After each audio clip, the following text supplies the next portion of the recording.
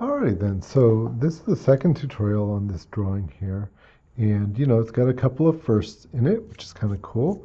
So the first thing that we did was we made this cube right here, which is the body for the box and the Jack in the Box. Next thing we're going to do is we're going to make the lid. Now I know a lot of the lid you don't see, but it is really important to get it kind of right, because if something looks right, you don't even notice. It just looks right, right? But if something looks wrong, ooh, then you do notice. So we want to try and get this lid really right. Okay, how would we go about doing that? Slightly more complicated than what you might think. Okay, so I've got my cube here from before. And so I've got this back point here. That's all I needed to draw this inside of this thing for, really, was just to find this. Okay, so I can erase all the other lines that I don't need.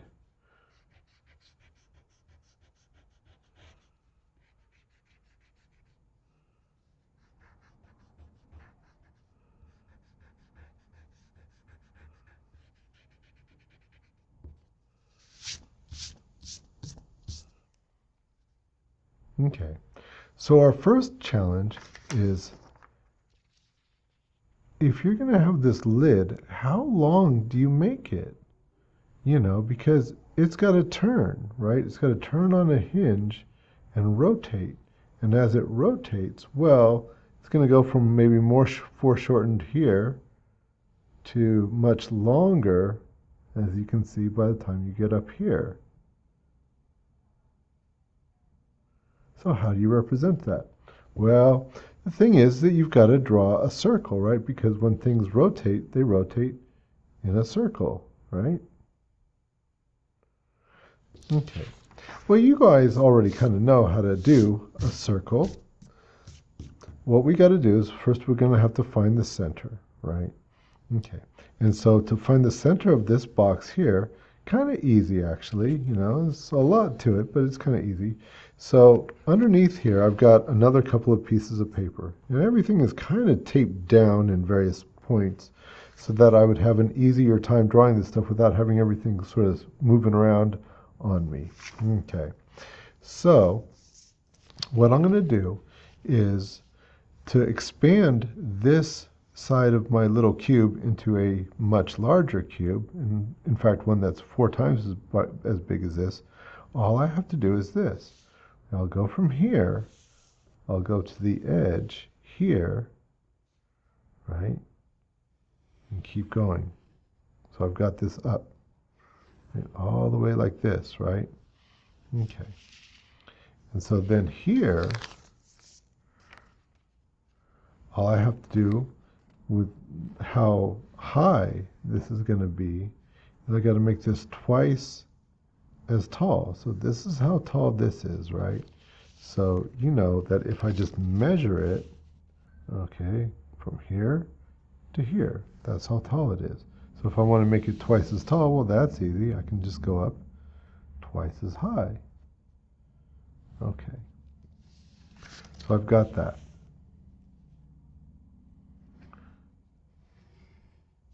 Okay, so there's my line. Hopefully that's clear enough. I feel like I should make them nice and dark so you can see them, but then it makes it harder to erase. Okay, so I've got this point here, and I've got this point here, right? And I'm going to go back to my vanishing point, just like so. All right, and maybe this is what I would have made first, but anyways, we've already got this, and if I go like this and I just keep drawing it through to where that intersects, that's my edge, right? That's where the next section is. Think of the train tracks. It's basically the exact same thing. I can go down here to where this line intersected. It's basically just like the train tracks. Okay, and so we can start to see that, yeah, I've got a cube, right? A cube that I've divided into really 4 equal sections, right? Here's 1, 2, 3, 4, right? And it's like the train tracks, it's like the windows that you've drawn in the past. Nothing really new about that one. Okay, so here's another thing that is not going to be new to you, right? Is that we could take and we're going to make a circle here. Now we only have to make half the circle. We don't need this down here, right? And so what we'll do is we're going to take this and we're going to just draw here and measure this, right? The measured center. So let's see, about there. Let's see, is that right? Ooh, it was close, but not quite. That's all right. Split the difference, and there it is. There's my measured center. Remember, this is my perspective, right? That's how, it's the middle of it there, but my measured middle is right here. Okay, cool. Right, so there's my measured middle. And so, you know, I've got the angle here. If I draw this over here, okay, so now it's the same. And already, that would be enough probably for me to draw a pretty good oval in. I could do that. You know, if I wanted to cheat a little bit more, all I would have to do is split this in half here. And let me see, between here and here, right? Split that in half and draw another little cheat for myself. There it is. Just come on over here, draw another little cheat over on this side, right? Same thing. And then my oval is practically made. Just go ahead and round that off a little bit. And I'll have a nice little oval. Okay, so the lid, when it opens, it has to open somewhere on that circle, right? So anywhere on that circle. So if the lid was like, oh, just barely open, that's how long it would be. If it was open all the way, that's how long it would be. If it was thrown back, that's how long it would be. If it was open all the way down here, that's how long it would be. If it was folded over, you know, I could make my other oval here, and that's how long it would be. So you can predict anywhere on that circle where that lid's going to be. Okay. Well, for my Jack in the Box, I just had it kind of like right here, right? So that was a lot of drawing, right, just to get this length. But, you know, without it, it's just not going to be right. And besides, you know, this whole thing of a perspective, if you're doing this one, which you don't have to do, right, then that means that you're kind of into it in the same way that I am into it, in the same way that Leonardo da Vinci was into it, in the same way that Albrecht Dürer was into it. You know, all these guys, all the Ninja Turtles, you know, Donatello and Michelangelo, all these guys, they love this stuff, and I do too, because it's so neat. It's such a way of taking this three-dimensional reality and accurately translating that to this two-dimensional illusion. Okay, so as you can see, I've just erased all those lines that I just made, right? But the important line is this one. That's one I've got. That's my length. Okay, so now, of course, this can just go back down to the vanishing point. Well, that's easy enough, right? Okay. And we made this point over here, so we know that this can go up to here. Now, I could just fake it, just kind of like on my roof, right? Bring it on over. And you know what? That would probably be just fine. But you know, on what they call an inclined plane, on a diagonal like this, you would have a vanishing point way up here.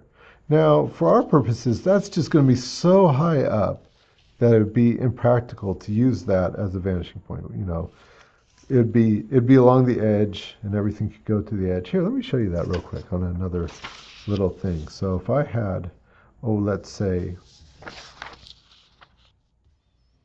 something, anything, little box, little box, little box, right?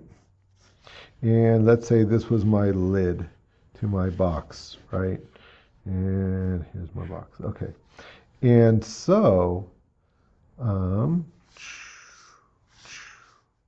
right. So where would this angle be? Well, watch this.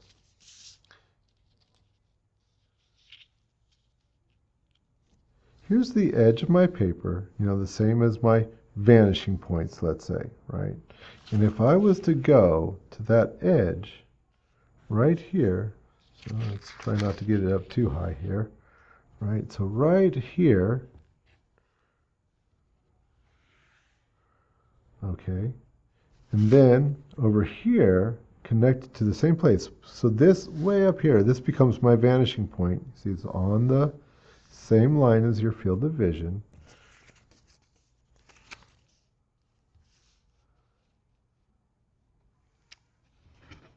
Okay. And that would be the angle. And as you can see, it does. It narrows, right? Because it's all in perspective. Okay. Well, good enough. Now, back to this, though. Yeah, we could do that. Or we could just fake it. Or we could do this. Check this out.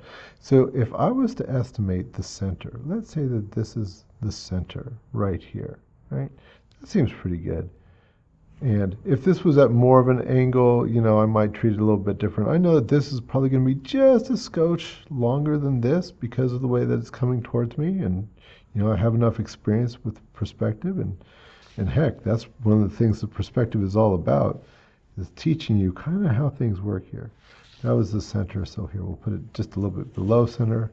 You know, because this is going to be bigger, just the same way that this front was bigger than this, right? Okay. Alrighty, and if I was to go back towards my vanishing point, right? And then I was also to take this point that I've got right down here, right? That's the original point. That's as long as what this is. And over to here, okay, now I've got the central point. So remember, this was the point that we found by going and making the inside. That's the inside edge of this little cube here. So it's here, and then this one was just that we got off the circle. Connect that. This is going back to the vanishing point. And so now, if we were to go from here and through the center and then just follow it out to wherever it hit this, then that becomes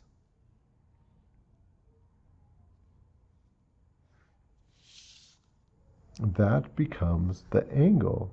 And you can see here what it did is it actually made the front a little bit bigger than the bottom. And that makes sense because the front here, since it's angled towards you, is going to be closer to you than this is. So you see how that worked out? Kind of cool, right? I know, it's kind of crazy just to get this one little bit of a line right here. But, you know, what the heck, right? Okay, so we've got that. And that was how we got the lid. So that's pretty good. I would say that from there, it's just kind of some decoration. So we'll finish a few things up in the next tutorial.